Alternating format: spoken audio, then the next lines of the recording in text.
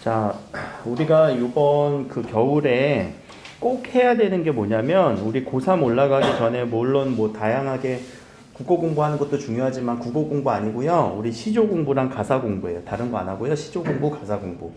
다른 것도 해야 되는데 조금 더 우리가 이렇게 집중해야 되는 부분은 여기라고 생각을 해요. 선생님 문학 공부 아닌가요? 문학에서도 시조하고 가사. 문학에서도. 그럼 문학에서 공부하는 거는 우리가 문학 공부한다라고 하면은 문학 개념어 공부하는 경우도 있어요. 문학 개념어. 그럼 문학 개념어 공부는 이미 근데 여러분들 끝났어야 돼. 고1, 심지어 고2 올라오기 전까지는. 왜냐면 이 문학 개념어를 바탕으로 문학 독해를 해야 되거든. 그리고 이런 수업들은 여러분들이 지금까지 늘상 해왔던 수업이고 여러 가지 문강을 통해서도 메꿀 수는 있거든요. 그런데 고3 되면은 진짜 현실적으로 어려운 건 뭐냐면 이 시조하고 가사가 어려워요. 고전 중에서도. 현대식 그렇게 안 어려워. 근데 이 시조하고 가사만 우리가 하기에는 여러 가지 다른 공부들이 있다 보니까 국어 공부의 포인트를 다른 거 그러면은 포기하고 이 시조하고 가사 위주로 하자라는 얘기예요. 포기하라는 얘기는 뭐 하지 말라는 얘기는 아닙니다. 사실 해야 되는데 굳이 하라고 한다면 시조하고 가사만큼은 꼭 해놓으라는 얘기예요. 자, 그래서 요 시조하고 가사 공부를 왜 해야 되는지에 대한 얘기를 좀 해보려고 하거든요. 그러면 그 얘기는 잠깐만요. 자, 예전에 이제 제가 이렇게 유튜브에 이제 뭐 수업 그냥 한 거 올려갖고 뭐 제가 유튜버는 아니니까 학생들한테 이제 뭐 그 영상을 이렇게 보내주기도 했었잖아. 같이 복습하라고 또는 이제 뭐 수업 못 들으면 그렇게 해서 올렸던 그 영상 중에 하나인데 갑자기 조회수가 막 16,000명이 왔대. 보통 내 영상의 조회수는 기본 3이거든. 평균 3이거든. 안 온 애들, 복습한 애들 그 정도거든요. 근데 16,000명이 보면서 뭐 이래저래 뭐 댓글도 달아갖고 댓글도 뭐 다 써주기도 했어요. 그러면은 자 지금 이 작품 이렇게 분석해갖고 이렇게 봤던 이 표를 제가 한번 보여드릴게요. 자, 이 표거든요. 우리가 고전 문학이라고 한다면 고전 영역에서는요. 지금 여러분들이 지금까지 공부했던 2학년 때 문학에서 문학 시간에서 공부했던 작품들 한 몇 작품 정도 될까? 한 20작품 정도 되니? 중간고사 10개, 기말고사 10개 정도 해갖고 뭐 조금 더 오버일 수도 있고 그치? 한 20개에서 30개 정도 우리가 공부한 것 같아요. 그러면 어떤 작품들 기억나? 응? 서경별곡 그치? 또 제망매가 기억나니? 뭐 들어보는 봤지? 그리고 수양산 바라보면 뭐 이렇게 시조도 기억나? 10년을 경영하여 이런 작품들도 기억나니? 관동별곡, 뭐 송미인곡, 사미인곡, 가사. 혹시 뭐 공무도화가라던가 황조가 이런 작품들도 기억나? 헐헐 나는 적개고리, 니마 저 강을 건너지 마시오. 아이고 님이 물을 건너버렸네. 고대가요. 공무도화가? 니마 그 강을 건너지 마시오. 님은 강을 건너버렸네. 아이고 강을 빠다버서 죽었으니 어찌 할꼬. 자, 그래서 그런 흐름의 문학사들 여러분들이 다 문학 교과서에서 배웠어요. 그런데 저는 여기가 중요하다라고 하는 거는 선생님 여기 엄청 우리 배웠는데요. 제망매가 같은 경우도 향가라고 해서 배웠는데요. 서경별곡도 고려가요라고 해서 배웠는데요. 뭐 동동, 정석가 여러 가지 배웠을 거예요. 청산별곡 등등등등. 근데 제가 보기에는 여기는 별로 안 중요해요. 여기는 안 중요해요. 여기는 안 중요해요. 여기는 안 중요해요. 제가 보기에는요. 그럼 제가 보기에는 시조와 가사가 중요한데 그걸 어떻게 믿어요? 선생님이 중요하다는 건 선생님만 중요하잖아요. 아니 내가 맞췄다니까. 수능에서 출제되는 기준으로 중요하다는 거예요. 자, 작년에 6월 분석을 한번 봅시다. 자, 요 6월하고 9월의 요 분석의 기준은요. 여기는 수능을 출제하는 평가원에서 출제하는 기준이에요. 수능을 출제하는 평가원. 그럼 다른 모의고사들은 여러분들 교육청에서 출제를 하기 때문에 조금 달라요. 기관들이. 그리고 연계도 덜 돼요. EBS 연계를 하거든요. 그럼 그 EBS 연계를 하는 6월 또는 9월 요 기준으로 보면은요. 뭐가 나와요? 시조가 나와요. 선생님 한시도 나왔는데요. 한시는 여러분들 하나도 어려울 게 없죠. 왜? 한문을 그대로 주는 게 아니라 뭘 해줘? 해석을 해서 주잖아. 그러니까 한시의 어떤 형식적인 특징이나 이런 건 공부할 게 아니에요. 그냥 거기서 정서만 찾으면 돼요. 어떤 상황인지만 찾으면 돼요. 독해하듯이 하면 되는 거라서 하나도 어려울 게 없어요. 근데 시조가 나오죠. 시조는 그러면은 해석해서 주니? 아니야. 그대로 우리한테 줘.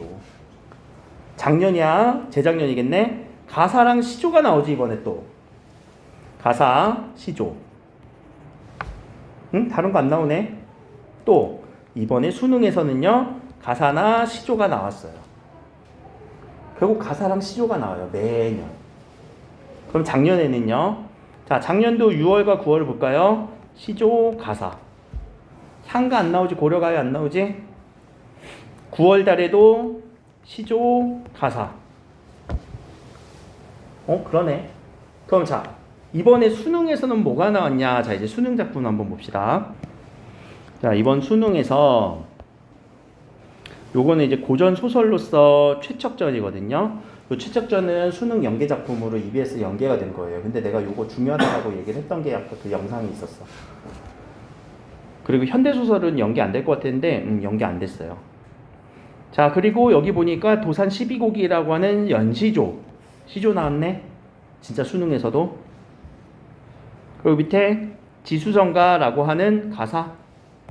가사 나왔네. 시조 가사, 시조 가사, 시조 가사. 그쵸?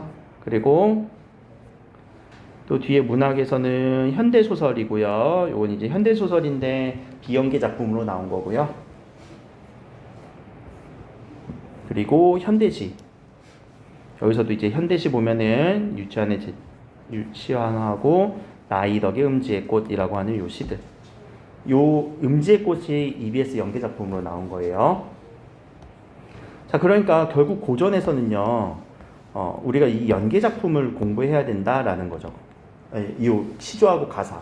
그리고 다시 한번 여기를 한번 보자.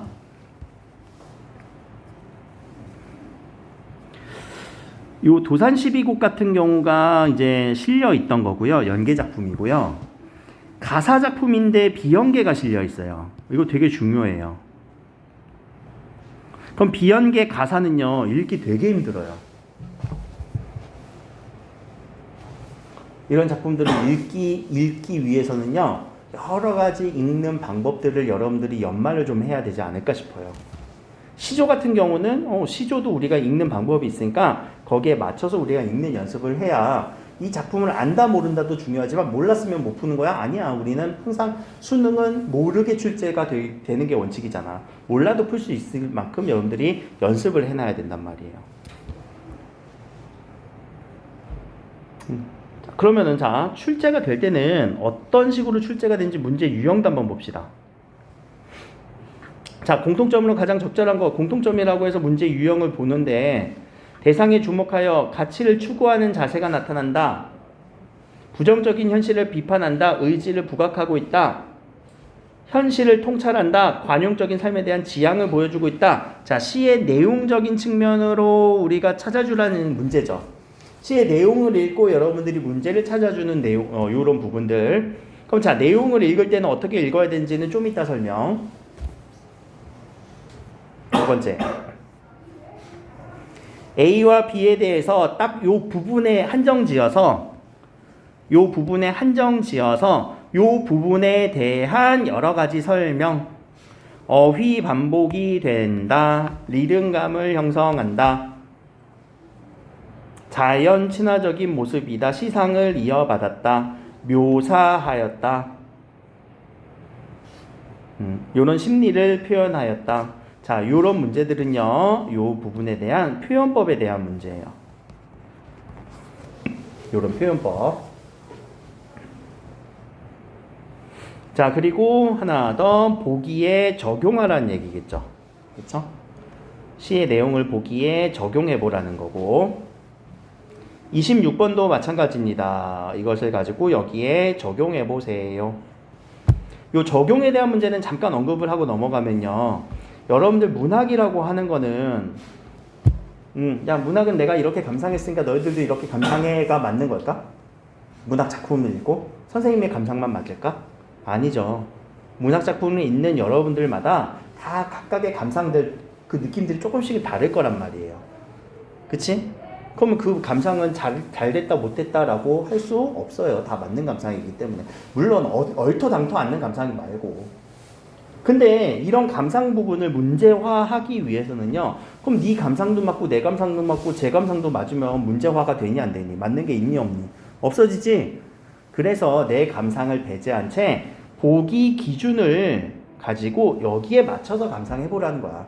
그랬을 때 문제화가 가능하거든. 보기가 없으면 문제가 안 돼요. 문학은. 낼 수가 없어요.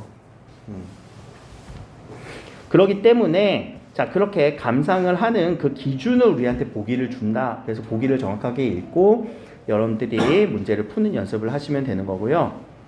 자, 기역과 니은 요 시어의 의미 기능, 시어 혹은 소재의 의미 기능. 어떤 역할을 하느냐, 이 시어 안에서 어떤 역할을 하느냐라는 것까지 바라보는 거. 그래서 문제는요. 지금 제가 이렇게 좀 분석을 했는데, 자, 빨간색으로 칠한 내용적인 측면, 그리고 시어의 의미 기능도 빨간색의 내용적인 측면, 그리고 초록색의 표현법적인 측면, 그리고 적용해주는 문제 유형. 보통 이렇게 세 가지 유형으로 나눌 수 있어요. 시의 문제, 시의 내용은요.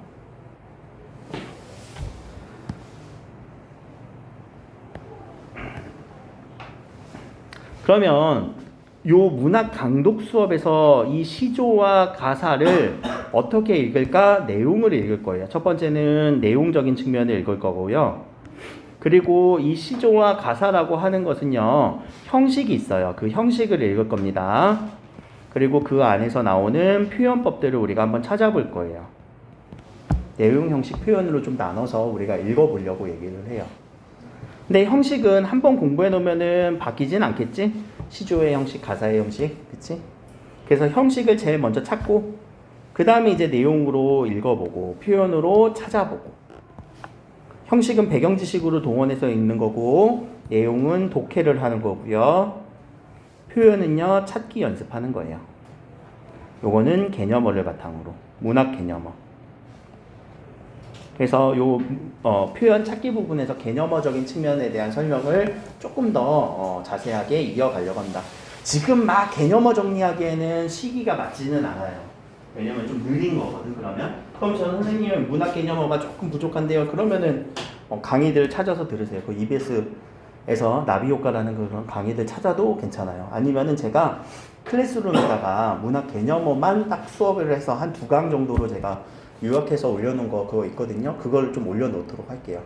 거기 보면 문학 개념어들 다 나오는 총망라한 수업이에요. 한 2시간 정도 되는 수업이니까 그거 제가 다시 한번 검색해서 올려놓도록 할게요.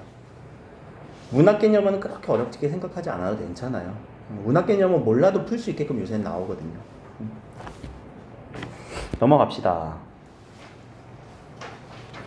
자, 여기 뭐 서정, 서사, 교술, 극이라고 하는 거는 원래 양쪽으로 이렇게 쫙 펼쳐져야 되는데, 그치? 저는 요 화면이다 보니까 하나만 좀 얘기하자. 여기 서정에서. 자, 요 서정이란 단어를 우리는 서정은 주관적인 정서를 노래한 겁니다. 라고 하는 요 부분에서 그럼 정서를 거꾸로 쓴 게 서정일까? 아니지. 그렇게 해석하면 안 돼. 정서의 이 단어는 정자에 다 들어가 있는 거야. 감정, 정서. 그리고 요 서자는 무슨 의미니? 서술하다예요. 서술. 말하다, 이야기하다. 그럼 뭘 이야기한 거예요? 뭘 서술한 거예요? 감정을 서술한 거예요. 그래서 서정가요라고 얘기를 하는 거예요. 그럼 자, 주관적인 정서, 감정, 이 감정, 그리고 세계에 대한 인식, 이거는 생각. 누구의? 화자의. 자, 그럼 이 화자 같은 경우는 시인과 동일하니 아니니? 아니죠? 시인과 좀 다른 존재죠. 우리가 허구적 대리인이라고 하는 개념으로서 화자는 시인과 좀 다른 존재라고 우리가 인식을 해주셔야 되고, 그럼 여기까지가 시의 내용이라고요. 주관적인 정서예요. 감정 표출이 돼요. 화자가 생각을 드러낸 거예요. 자, 그래서 시의 주제를 우리는 이렇게 얘기할 수 있죠. 시의 주제란 무엇이다? 화자가 처한 상황과 배경 속에서 느껴지는 화자의 정서와 태도에 대해서 우리가 쭉 나열해 줄 수 있으면, 써줄 수 있으면, 그러면 시의 주제를 찾았다라고 할 수 있어요. 상황과 배경 속에서 느껴지는 화자의 정서, 태도. 요 문구는 계속 쓸 겁니다. 계속 쓰면서 여러분들이 찾은 연습을 할 거예요. 독해 연습을 할 거예요. 자, 두 번째는, 자, 표현하기 위해서 표현법. 시의 표현법도 우리가 공부를 해야 되고, 시는 이런 운율감을 형성하죠. 리듬이 있는 운문이죠. 시의 형식이죠. 그래서 아까 얘기했던 내용적인 측면, 근데 그 내용적인 측면은 주제와 연결된 거예요. 그리고 표현법, 어떤 식의 효과적인 표현을 썼느냐라는 거예요. 근데 우리가 이런 감정이라던가 혹은 생각을 어떻게 표현해야 되니? 뭘로 표현하니? 텔레파시 받아라, 얍! 이렇게 보내? 막 이렇게 행동으로 해? 아니지, 말로 표현하는 거잖아, 말. 글로 표현하잖아, 글. 이 말이나 글로 표현하는 거예요. 그리고 이런 운율과 형식을 맞춰서 운율을 느끼게끔. 근데 지금 여기서 얘기하는 이런 시조 혹은 가사, 얘네들도 고유의 형식이 있죠. 정형적, 정형시의 특징이 있어요. 형식이 정해졌다라는 말입니다. 그래서 그런 특징들을 여러분들이 한번 보시면 되고요. 이따가 다 같이 찾을 겁니다. 자, 그 다음에 이제 넘어갑시다. 자, 우리가 요 문학사, 이제 중세문학부터 쭉 얘기를 할 건데요. 이 중세문학은요, 신라의 어떤 삼국통일, 그때부터 시작을 하고 있습니다. 요 문학사적인 얘기는 꼭 중요한 건 아닌데 몇 가지 우리가 알아야 되는 특징들이 좀 있어서 그 부분만 좀 줄치고 넘어갈게요. 자, 먼저 향가가 형성이 됩니다. 향가라는 거는요, 차자 표기를 활용한 향가가 창작됩니다.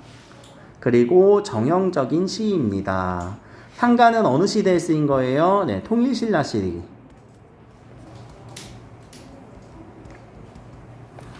차자 표기라는 건요, 한문으로, 한자로 국어 어순에 따라서 혹은 조사라던가 어미를 표현한 거예요. 어떤 식으로 했나요? 제가 한자를 뭐 그렇게 잘 쓰지 못하지만 제가 한번 얘기해 볼게요. 자, 이런 식의 한자가 있다라고 봅시다. 한자 읽으실 수 있는 분들은 읽어도 괜찮습니다.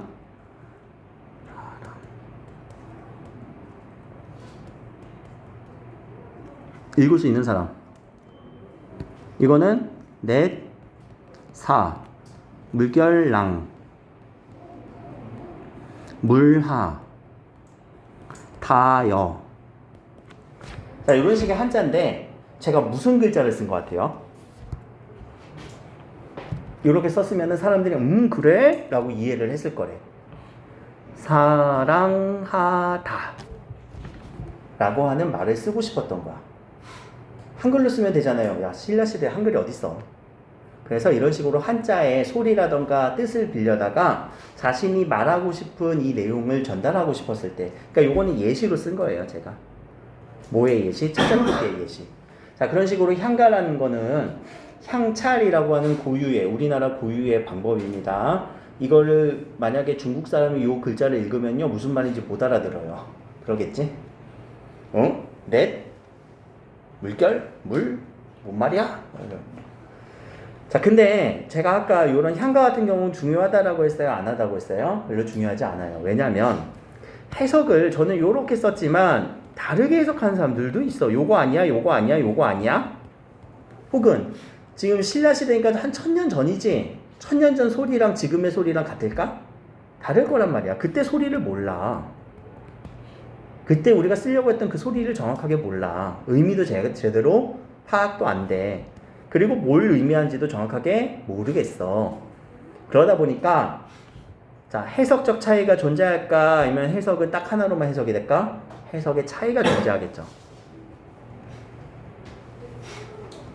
자, 해석의 차이가 존재한다는 것은 문제화할 수 있다는 얘기니 없다는 얘기니? 문제화할 수 없다는 얘기예요. 그래서 향가가 문제로 나오기에는 조금 어려운 측면이 없지 않아 있어요. 그렇죠? 근데 내신에선 중요하지. 내신에선 학교 선생님들이 딱 해석해버리니까.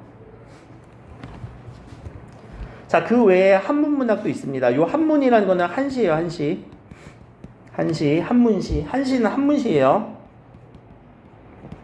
한문이라는 거는 뭐냐면은 한자로 뭐에 맞춰서 중국 어순에 맞춰서 중국말 어순에 맞춰서 어순 차이가 있어요. 국어 어순과 중국말 어순은 다르거든요. 그래서 그 어순이 달라서 아무리 한자를 썼지만 중국 사람들이 보면은 우리나라의 차자 표기는 못 읽어. 자, 그러니까 이런 부분들로 여러분들이 조금 기억을 해주시면 되고, 넘어가서 여기서 이제 향가라고 하는 거, 이 향가 밑줄만 칩시다. 향찰로 표기된 우리 고유의 시가입니다.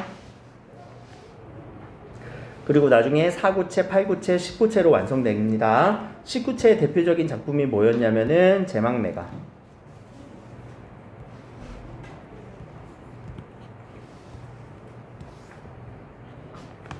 그래서 낙구에 감탄사가 들어간다. 아, 미타찰에서 만날라 할 때 아, 낙구의 감탄사구나. 그런 부분을 우리는 정형시, 정형이라고 얘기를 하는 거예요. 형식이 정해져 있다라는 측면에서. 자, 근데 이 형식이 정해진 측면에서 나중에 누구에게 영향을 주는지 그것까지 알고 있어야 돼. 시조의 영향.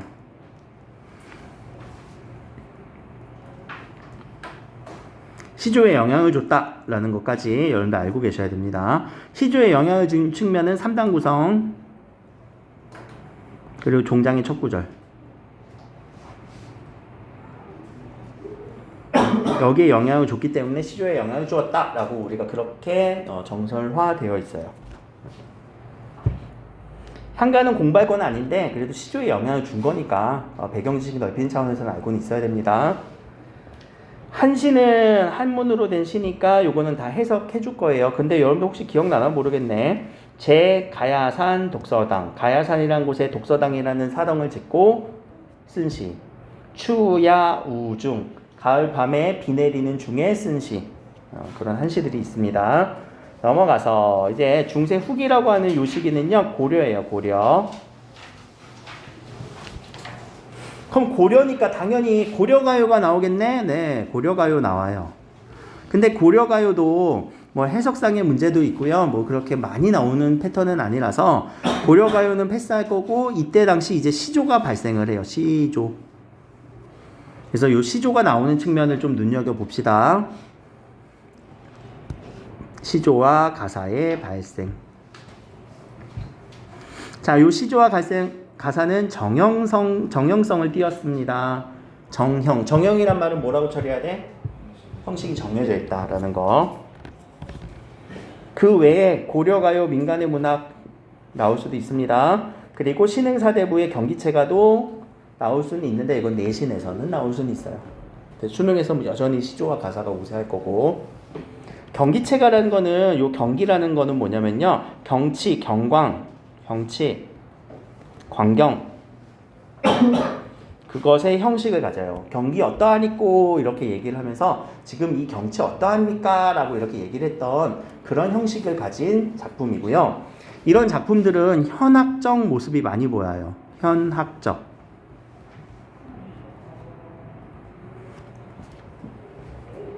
현학적 모습이 보인다라는 요 현학도 많이 나오는 단어예요. 학식을 나타내다. 아는 체 하는 거예요. 뽐내는 거예요. 어머, 재수없어. 이런 느낌 들도록. 나 많이 알아. 해서 막 지식 뽐내기.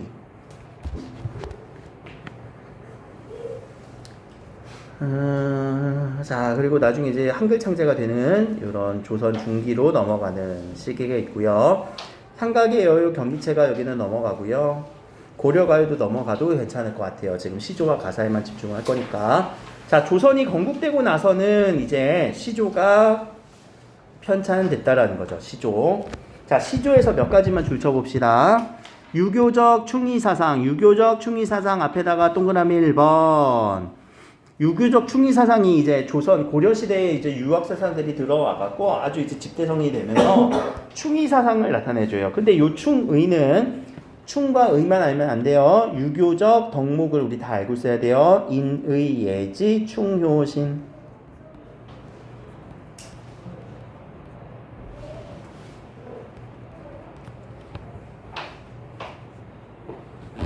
이런 유교적 덕목을 나타내 주기도 합니다. 인자는 뭘까? 인. 어질다예요. 인내 아니에요. 인내심 아닙니다. 어질다예요. 의는요. 의로움. 예는요. 예의. 지는요. 지혜. 충은요. 충성. 효는요. 부모에 대한 효도. 신은요. 친구에 대한 신뢰. 자, 이게 첫 번째 주제적 측면이에요. 이런 주제가 많이 쓰여요. 자, 두 번째는요. 자연의 노래한 한정가 2번. 또는 강호가. 여기서 또 이제 물어보자. 한정가 무슨 말이야? 한정가. 정은 뭐예요? 정서가. 한가로운 정서.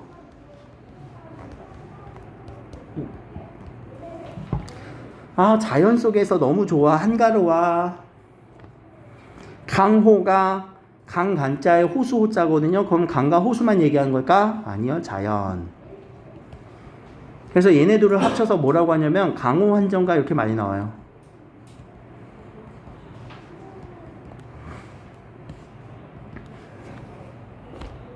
강호 한정가. 그럼 강호 한정가를 풀어서 설명하면 어디에서? 자연에서. 어떤 감정? 한가로운 감정을 노래하는 거. 아, 자연 좋아. 뭐 그 외에는 뭐 여전히 이별의 노래도 많고요. 그리고 비판의 노래도 많아요. 근데 주된 주제는 이런 유교적 충의사상 혹은 뭐 이별, 비판 혹은 삶에 대해서 그냥 일상적인 삶, 일상에 대한 노래도 가끔가다 여러분들이 볼 수 있을 겁니다.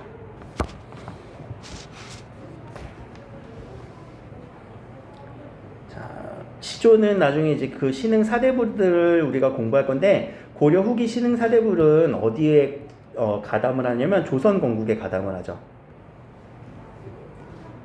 그럼 조선 건국을 가담하지 않은 사람들 우리는 훈국파라고 얘기를 해요. 그래서 그 중에 이제 대표적인 사람이 정몽주, 길재, 이색 등등. 자, 이런 사람들은 그럼 누구에 대한 충절을 지키는 거야? 고려 왕조에 대한 충절을 지키게 되는 거죠. 그래서 신흥사대부들이 이제 시조를 많이 지었는데 여기서 첫 번째 이제 고려 왕조에 대한 충절을 지키는 그런 주제적인 측면에서 하나 볼 수 있을 거고요. 형식적으로 보면은 이제 평시조, 우린 평시조부터 배울 겁니다. 그리고 나서 연시조로 갈 거예요.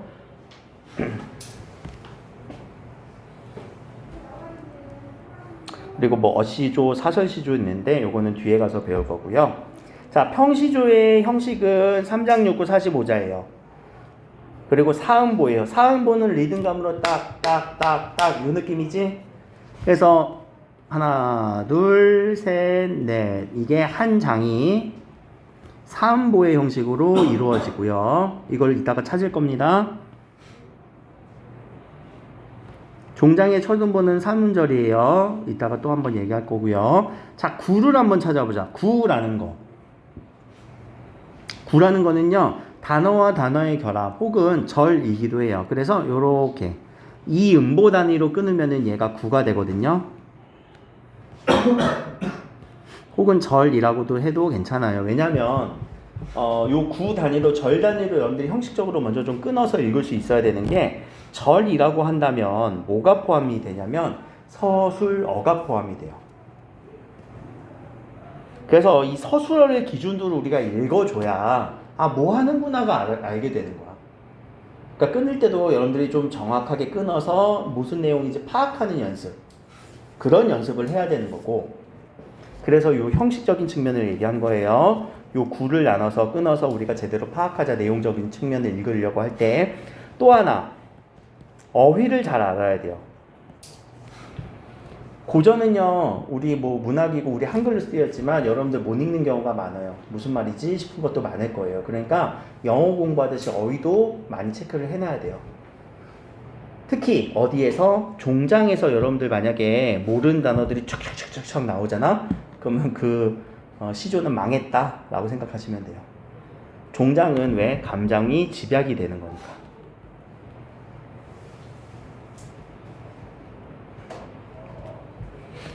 감정이 집약된 이 종장만큼은 무조건 읽어내려고 해야 된다. 막 유추를 해서라도 모르는 단어가 나왔어도. 그럼 우리한테 현실적으로는 이 어휘 때문에 그래요. 그리고 이렇게 끊어 읽는 방법 연습하는 거. 그래서 시조를 읽는 연습을 좀 우리가 할 거고요. 뒤로 넘어가시면 이제 시조가 실려 있죠. 여기에 있는 그리고 여기에 있는 뭐 가사라던가 그리고 조선 후기의 시조나 가사들은요, 나중에 뒤에 작품 하다가 와서 다시 한번 보고 넘어갈 거예요. 그러면 우리는 여기 첫 시조, 지조와 절개라고 하는 요 파트를 우리 잠깐만 쉬었다가 합시다. 알겠죠?